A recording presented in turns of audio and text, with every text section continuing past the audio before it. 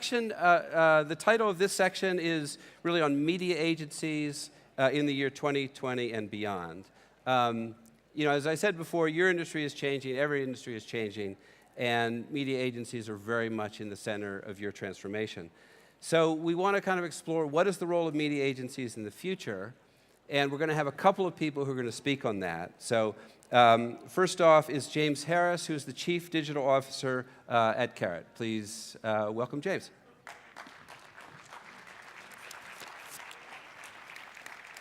Good morning, everybody. So I'm going to talk to you for about half an hour, and I'm going to explain to you why the future of agencies is about learning some origami. So the last time I was actually stood on a stage in Norway was 25 years ago. This is actually me to the right. I don't obviously look like that now. But unlike Jimmy, who you're going to hear from this afternoon, my musical career, that was the high point. That was the end of it. So for the last 23 years or so, I've worked in media agencies. I've worked in a number of the big brands, including some startups. And what's interesting is during that time, somebody invented this. Somebody came up with this really clever idea, the internet and digital, which fundamentally changed everything we do. It means we live in a world now of unicorns, companies that didn't exist a year ago, people like Snapchat who are worth billions. And what it also means is constant disruption. Everything is changing every day. It's a constant theme. And another constant theme is a line of people constantly waiting to tell us that the agency model is dead, that the agency is going to close down. You only have to go into Google, as you can see here, and basically look for it, and you'll see the number of stories saying the agency is dead, the agency is going to close. Now, what I would say to you is, don't believe everything you hear, right? The agency is not dying. Yeah, lots of people want to see us close up, but I think the agencies have never actually been more important than they are now for clients. But what I would agree with is this. I think it's becoming more difficult for agencies to actually excite clients, to get them to really want to engage with us, to be the partners to take them forwards. And I think the second issue we're facing is this mentality. So there's lots of people in agencies who don't want to change. They sort of think, well, we've kind of always done it this way. There's a kind of, a sense of pride in sticking with that. Now, the problem with that is it leads to what I call Kermit syndrome. So let me explain what I mean by that. So basically, if you take a frog and you put a frog in a pan of boiling water, I haven't done this, by the way, I've just been told about it, he jumps out, of course he is, right? If you put him in a pan of water and then you turn that water up on the stove slowly, the frog sits there and he boils to death eventually. Now, there's lots of examples of companies where you can see that happened. I remember pitching to these guys in 2000, and I think their exact quote was, this digital thing's not going to be that important. It's not really going to disrupt our business. It took me a long time to find that picture. But even, and I'm being slightly rude about Twitter because I'm a big fan of Twitter, but, even these unicorns are open to this problem. So I think the challenge as agencies is if we don't change, if we don't transform ourselves, then we are going to become those Kermits. We are going to effectively get boiled alive. So the question is, how do we do that? How do we do the transformation? Now, one school of thought is around the idea that let's just make ourselves a little bit cooler, right? Let's take our existing teams and just, kind of give ourselves a really cool digital type name.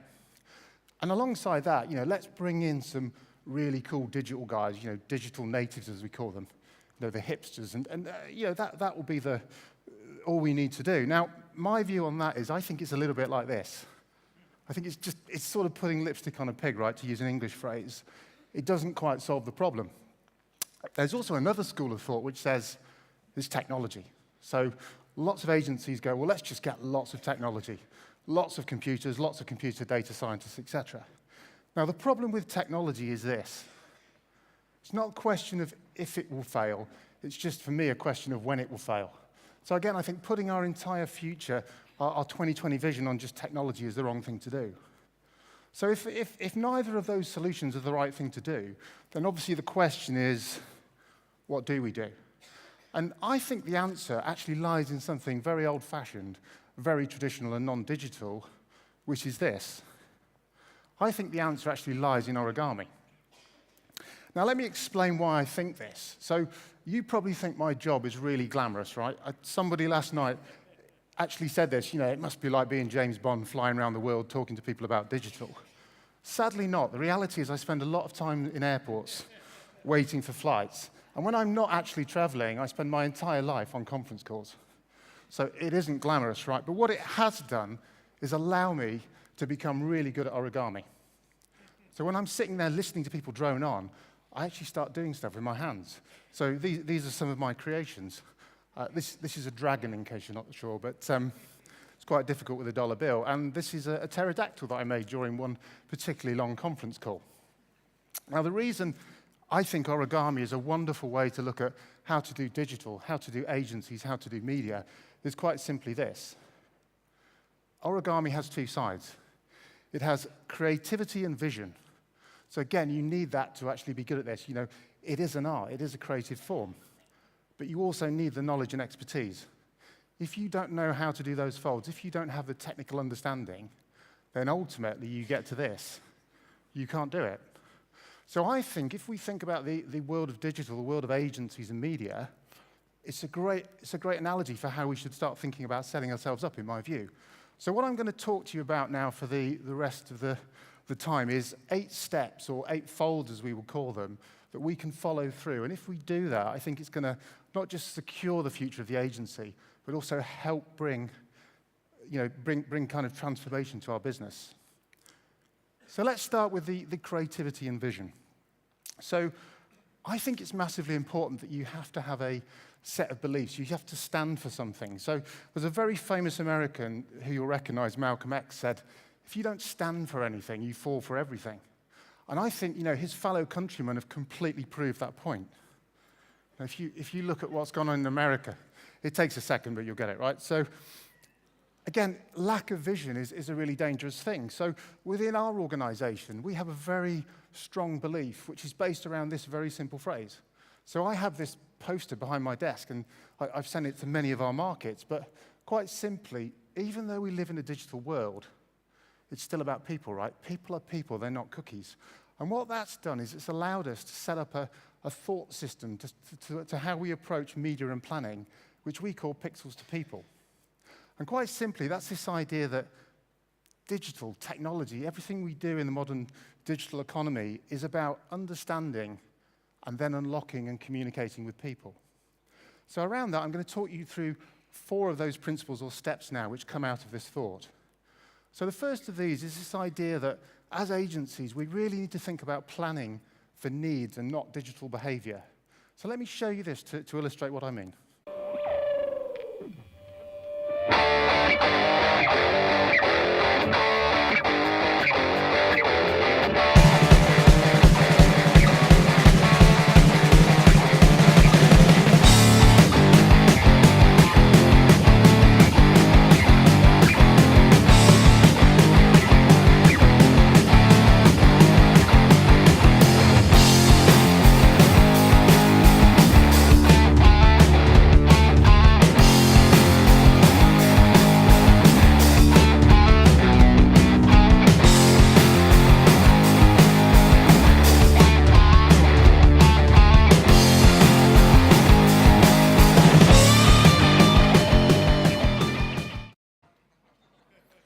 So that probably looks pretty familiar, right? I mean, you see that every day. But the problem is this. We tend to see stuff like this, and we fixate on it. We fixate on what I call the digital behavior.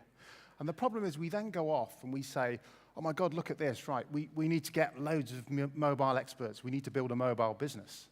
So this is a picture you've probably all seen before, right? And every time I see this, people go, oh my God, the world's gone mobile. We need to get loads of mobile people. We need to become a mobile business. Let's buy a mobile agency. Now, I don't disagree with the first statement, but what I would say is this. The real truth of this picture is the fact that it isn't about the digital behavior, right? The reason the people are there is exactly the same in both pictures. They're there because they're religious, and religion is a need. It's a human need that drives that behavior. They're not there because they're mobile phone people, right? So I would say, therefore, to the agencies, don't hire mobile specialists, maybe hire a few priests or something, right? But the point is this, that technology changes our behaviors, but it doesn't change the needs that drive it. And I think that's a fundamental thing we have to get our heads around as agencies. If you take something like Tinder, right? Again, hugely successful digital business, one of the unicorns. but it's nothing to do with mobile technology. That's the delivery mechanism, not the reason that people are using it. And the reason I think that's also important is needs equate to emotions. And the last time I looked, there is no algorithm for human emotion. So again, we are very irrational people. We make snap decisions about whether we like people or not. So again, the first implication for an agency for me is that we need to focus on having humans to unlock humans. It's not about technologists, it's not about specialists, it's the ability to understand people. The second principle, which I think is really important, is this idea of what I call global and local. So we live in a digital economy. Of course, everything is global. We have global media owners. But there's a problem with that. Just take a quick look at this. Das hier ist mein Sektor. Das hier ist das wichtigste Gerät des Küstenwächters. Das Gerät und das Gerät. Überlebensradar.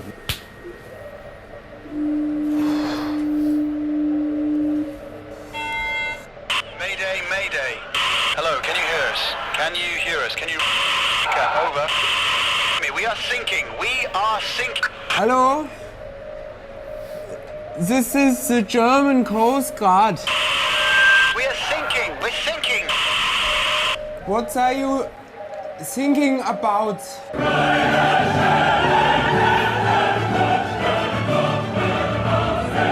That's a wonderful advert, and I once showed that in Germany and I got barracked, but I'm hoping you guys see the funny side, right? But here's the thing, I spend a lot of my time traveling the world, as I said, and it is incredibly diverse, right? If you go to Japan, it's all about politeness and culture. You go to China, it's terrible fashion. It's bizarre. I mean, there was lots of English people taking pictures of this T-shirt for obvious reasons, and they didn't understand why. You go to India and traffic lights are entirely for decoration. I've never been more frightened in my life. They just ignore them. They must just look pretty or something. And, I try and avoid going to Africa for obvious reasons. It's a very dangerous place. But, even in Europe, right, we have a fundamental disagreement about simple things culturally, like what is a decent breakfast? Okay, for the record, this is a proper breakfast, right? Which you can't find here, but anyway, let's talk about that later. And then on top of that, we add language. Right, language is fascinating. So you go to Asia and you see stuff like this, literal translations. I don't know what the vegetables did, but they clearly offended someone. And even you guys, look what you did to Mr. Bump.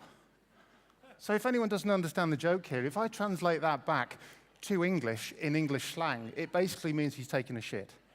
Right? That is fascinating, right? And then, people say, well, hang on, technology will solve this. It doesn't solve it, right? There's lots of these things on Google if you look for it. And then on top of that, we bring brands to play. So being serious for a minute, I work with Coca-Cola globally, but every market in the world, they are a recognized dominant brand. Not in Nigeria. 80% of people in Nigeria drink pee. And I can only assume that it's because it washes down this stuff, which is also incredibly popular, right? But here's the thing in terms of agencies, right? Rather than being frightened of it, like a visit to the suspicious supermarket, I'm not. And the reason I'm not worried about it as an agency is I have a network, right? So I have 10,000 people I can draw on, colleagues in all the markets who understand language and culture. It's something I call the power of Babel, to take the old Bible analogy. So the second principle is simply this. The future of agencies is to have a global network but still local expertise. You have to have both. You can't just become a global entity.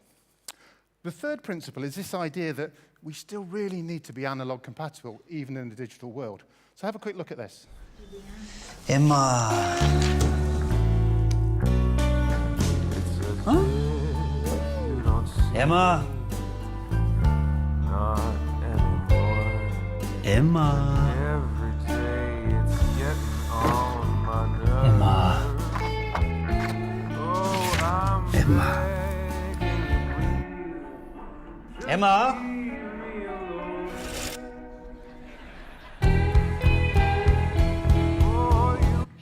So quite predictable, but I think funny nonetheless. But here's the problem, right? Lots of people in agencies are frightened about talking about the analog or the real world.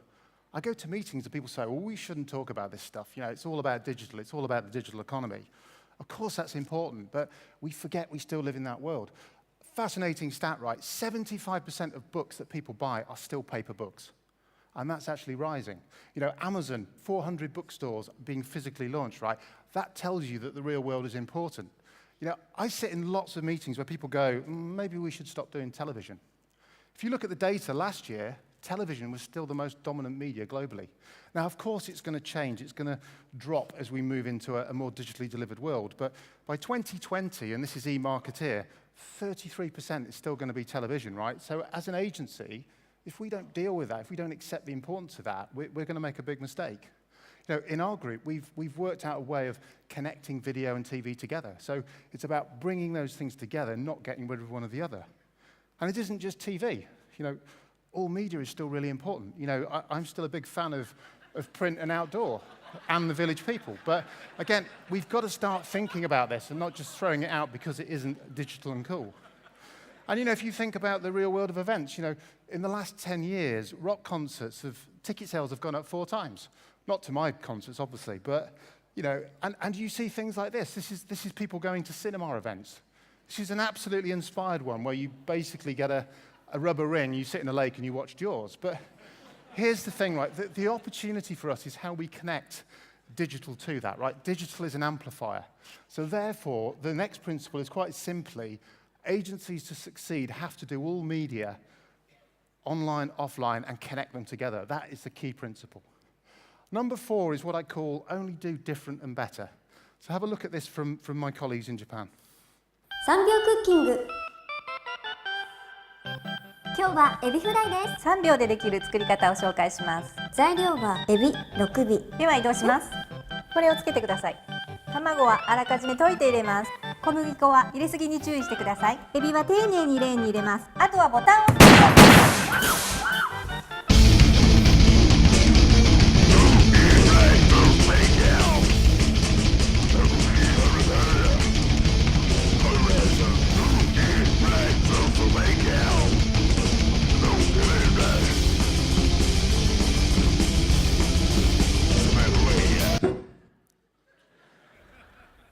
美味しいでしょ?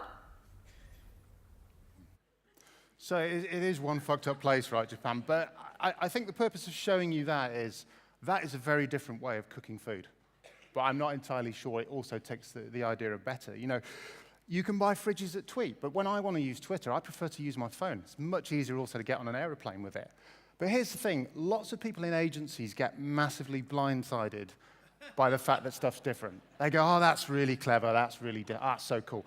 They can't actually see the fact that actually some of it isn't making it better, it's making it more difficult. You know, I had a really wise old client once said to me, he said, the problem is quite simply, clever grows on trees, clever and effective as he called it doesn't. And he was talking about people, but I think that's really true in technology and digital because there's a lot of emperor's new clothes out there. And I think if we take a very simple process of looking at clever and effective, we also get to simplicity. One of my favorite quotes is this, but simplicity is complexity resolved. We need to always think about being simple. So the implication here for us is don't ever do different for the sake of it as an agency. Always think about different and better, a guiding principle we should follow. Now, as I said, you know, Origami is a game of 2 halves, right? It's creativity and vision, but it's also about knowledge and expertise. If you have creativity and vision, but you lack the skills to deliver it, you do stuff like this. So no matter how much anybody tells me this is good, it's not, it's stupid.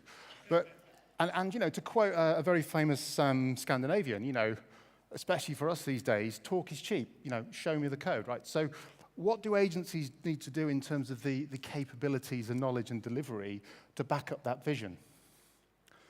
So the first thing, I think, is that you have to have a very clear vision for mergers and acquisitions. So the problem is, you know, agencies came from a very traditional one-dimensional world, and they fundamentally lacked the capabilities to shift into the digital economy. It's a real problem because, you know, you have analog businesses, you have to transform them. Now, trying to do that yourself organically is very difficult.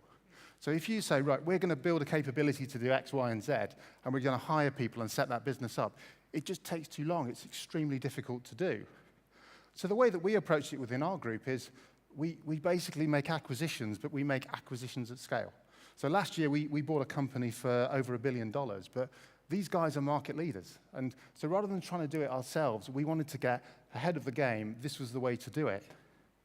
So the implication here is that I think agencies have got to have a very clear, scaled, coherent, focused approach to acquisitions in this space. But around that, it's not just a question of buying these businesses. Yes, you need to have a different way of deploying those businesses. So, you know, with all those parts becomes quite a complex challenge of how do you actually turn that into something meaningful? Yeah, the problem is a lot of agencies do this. They buy a business and they stick it in a silo. So they'll go, oh, these are really new wonderful guys, but you're behaving in the same way. And then more worryingly, what they do to clients is this. So one of my biggest dislikes in America is when I go into a coffee shop and I ask for a coffee, and I'm a Brit and I say, could I have a white coffee? They look at me and I'm some kind of freak. They go, we don't sell white coffee. But the problem is we do this as agencies. We put all these brands and logos in front of clients. We make it incredibly complicated. What we need to do is this. We need to sort of go, it's simple, guys. It's a coffee or not. But more importantly, as you see here, we need to show them the benefits of that, right? We need to show them why engaging with these new businesses and areas is going to work for them. So within our group, the way we do that is to completely throw out our old model and come up with a new structure, which basically means all of our companies work in one P&L. It's a simple way of doing it, but it actually works really well. It makes it easy to pick the right parts and bring it to play. And around that, it's not just having the model, but it's also training our people to be able to do that. So again, it isn't just about having lots of digital specialists to be a good digital media agency. It's also about everybody in the organization understanding it. So to do that, we've developed a program within Carat, which we call Digital Kung Fu. So alongside Origami, one of my hobbies is Kung Fu. Believe it or not, you don't get paper cuts with it, for sure. But you know, the principles of Kung Fu is all about giving people basic knowledge so that they can defend themselves, so that they can be confident in front of people. So again, you know, it's not about saying, hey, everybody in our 10,000 people worldwide need to be experts. It's about doing this, giving them the stuff they need to know, telling them the stuff that is going to make them better at their job. And what it does is two things. It gives people confidence. So people are confident to stand up and say, hey, I can solve this problem. And that's a really good thing, you know, working with our partners, working with our clients. And more importantly, it also does this. It makes our jobs more interesting. So again, you know, as we exist in a world where you've got these wonderful, exciting startups, you know, trying to keep our people engaged and excited, it's a wonderful way of giving them diversity. So the implication is, quite simply, we need new operating models for agencies, and we need to also put the right learning and development to support that. Number 7 is the right partnerships. So when I started out in the agency world, this was pretty much the mantra that my boss took to me. So there's a hierarchy that existed of client, agency, media owner. And pretty much you never stepped outside that. You kind of followed that hierarchy. But the digital economy has changed that, right? The world of unicorns. So you suddenly have these guys. So we're a fairly big company, but when you start to look at us in comparison to someone like a Facebook globally, we're actually pretty small. So what we have to do as agencies is start to understand how to partner with these guys differently. How do we work them in a different way? How do we be more collaborative? How do we share information and data? And how do we bring clients into that as well? It's incredibly powerful. You know, if you take China as an example, we have a really deep relationship with Tencent, and it's really unlocking things for us. But again, we don't treat them like a media owner. You know, we treat them as an equal partner. And the other thing these guys can do for us is they can help us with innovation. So again, a big part of what we do with our global partners is something we call 10x thinking. But these guys are brilliant at it. 10x thinking is not a new thing, but these guys have really mastered the art of how to unlock it, how to bring it into play. So the principle here is quite simply, we've got to change our approach to that old hierarchy. Agencies have got to become more collaborative. And that goes to the way that we work with clients as well. We have to work in a much more collaborative, open way. And the final one, and I think this is possibly the most important one, is we need to find a new way for measuring and getting remunerated, because I think this is ultimately the thing that is causing a lot of problems and is damaging us. So I'm just going to show you this and explain what I mean by it.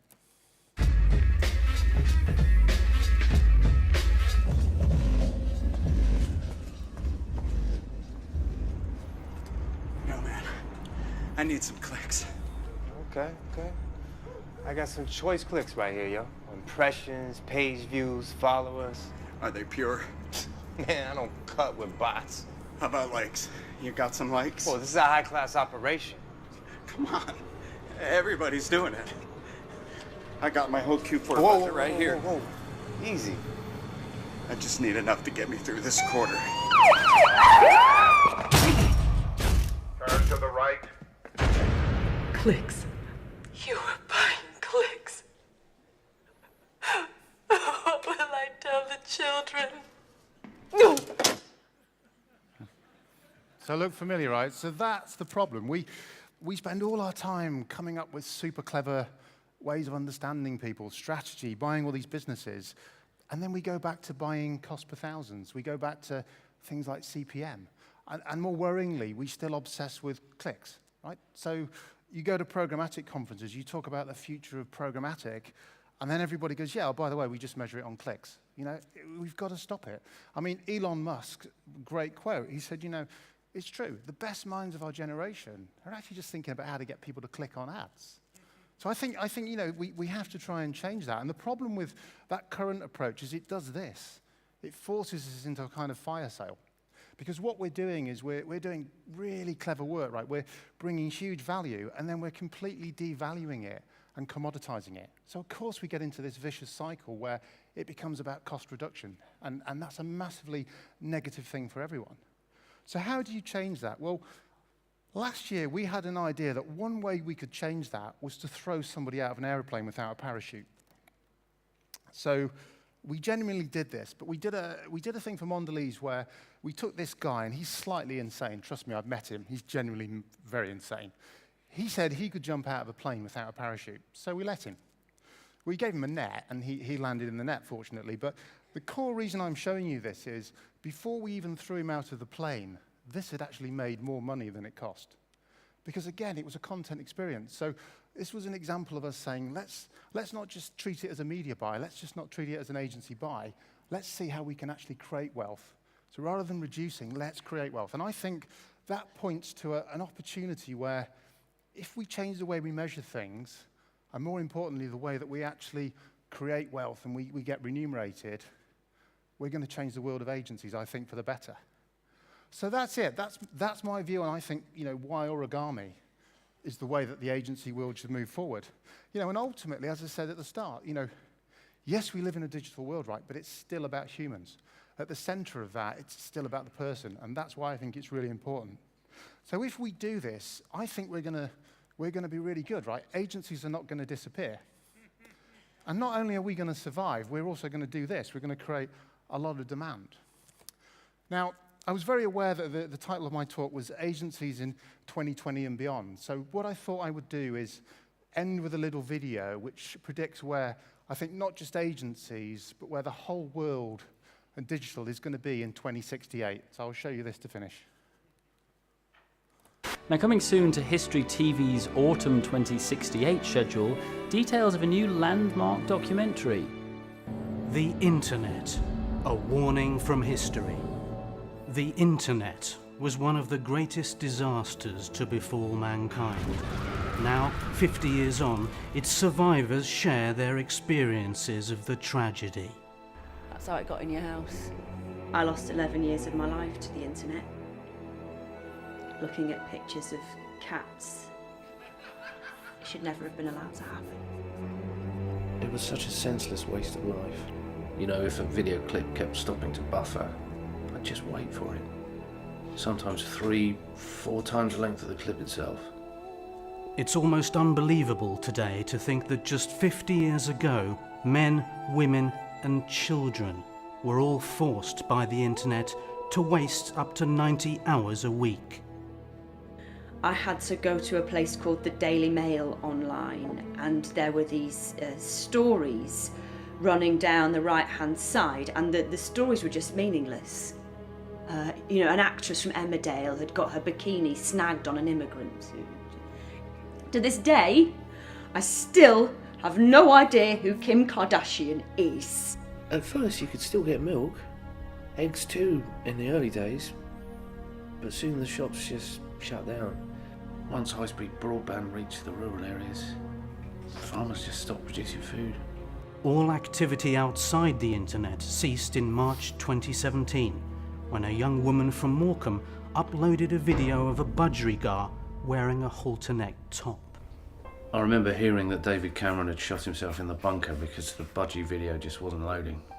What wasn't loading?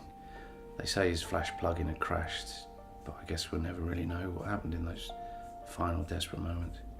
On May the 2nd, 2018, the UK was liberated by a band of deaf and blind people who managed to break into the National Grid headquarters and cut the power lines. The day the internet ended, I'll never forget it. We all ran outside to celebrate with a street party, and then found out that London had basically been destroyed. During the internet, much of the UK returned to woodland. We tried to be positive, try and look on the bright side. We said, oh, at least red squirrel numbers are back up. A bit like if you were watching this, but on the internet. Just pissing your life away, basically. Thank you very much.